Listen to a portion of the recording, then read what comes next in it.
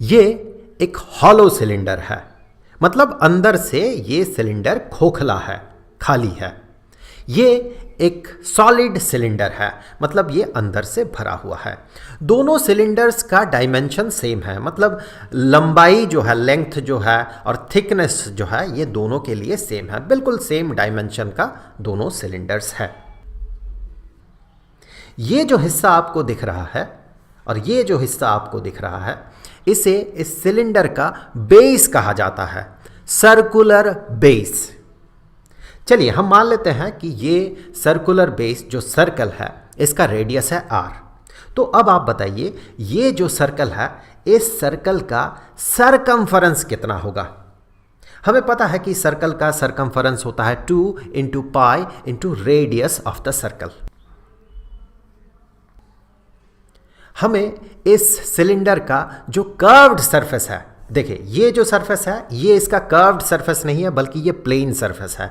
ये जो सरफेस है, ये मुड़ा हुआ सरफेस, इसे कहा जाता है कर्व्ड सरफेस। सिमिलरली ये हो जाएगा इस हॉलो सिलेंडर का कर्व्ड सरफेस।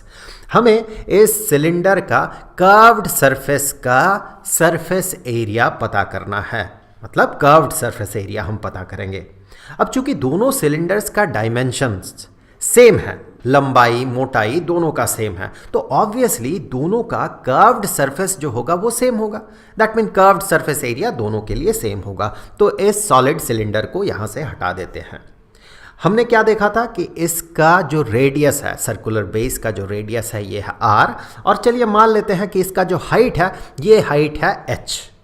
और हमने ये भी देखा था कि ये जो सर्कुलर बेस है, इस सर्कुलर बेस का जो सरकमफरेंस है, वो सरकमफरेंस होगा 2 इंटू पाई इंटू r। अब हम क्या करते हैं, इसी सिलेंडर को यहां पर कॉपी कर लेते हैं।